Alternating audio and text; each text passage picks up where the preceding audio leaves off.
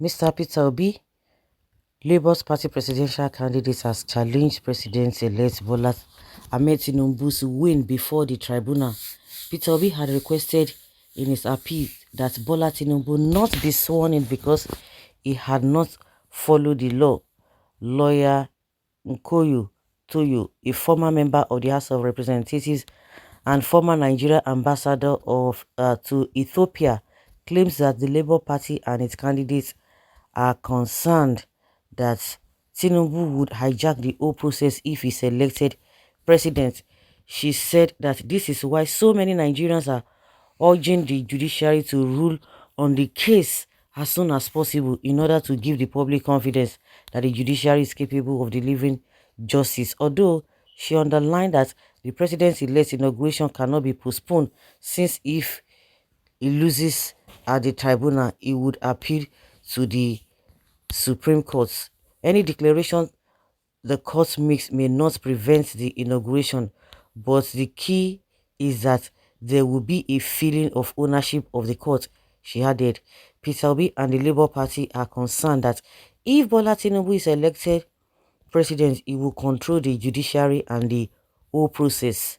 But if they know that the court will be insulated from all this, and that the court may come forward at any point and make a decision regardless of who is in their chair, the key is getting a decision out early enough to say this is where the law stands, and before the questions concerning evidence come before the court, we would have already generated a feeling in the minds of the people that the judiciary is in a good position to give justice to the people.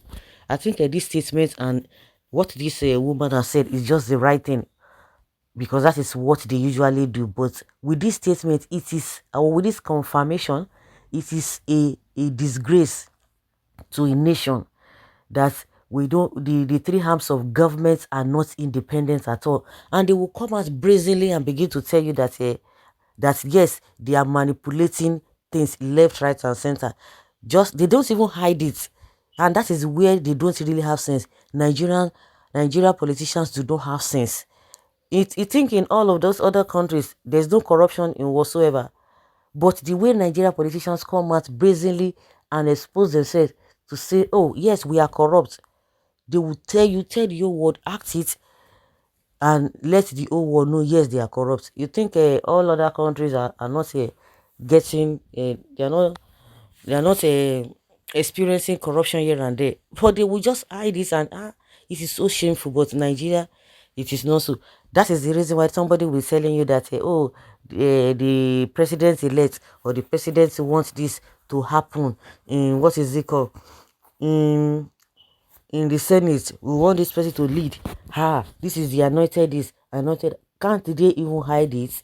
They still, they come out, they flaunt it all over the place, and that's why you see those who do not even have, who have not even worked so hard or have genuine resources or sources of income, they will still go and sell, they will do Yahoo, they will do, they will still come out and be telling everybody, I bought this 1 million, 5 million to boost.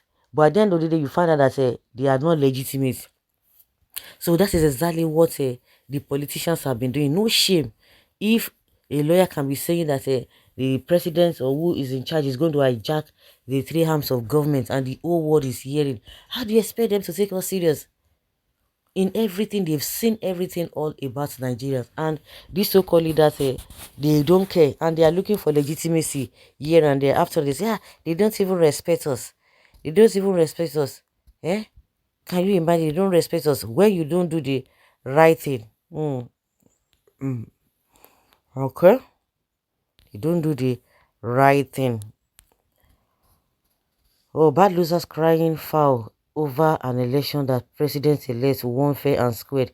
They now want to stampede the courts to act out of established standard of procedure. Everybody knows it's because that is what Tinubu is known for. Yeah, that is what he's known for. The seat of president controls everyone as number one citizen. Attorney General is under him. Senate and Rep is boys. Governors need federal support. That is normal. You You guys insult judges and you want justice. You want everything to be the way you want it.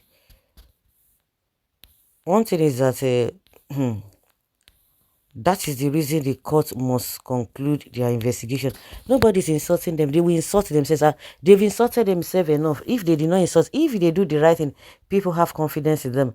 People will respect them. You see the case of people are citing Akpabio and Madlawa. So you tell us that they did the right thing and they should be clapping for them.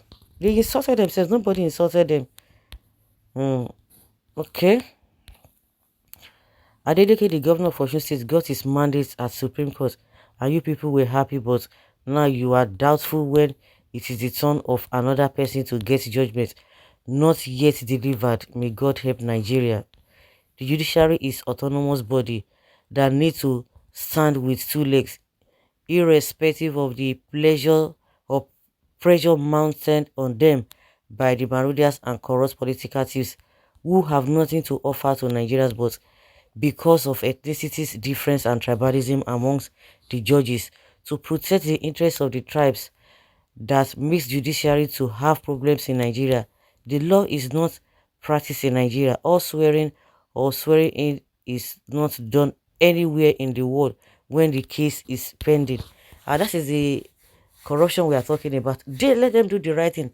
They won't do the right thing. That's why you see some law, and that is the reason why they don't want to change some things. I'll work for them on this country. The more you look, the less you see.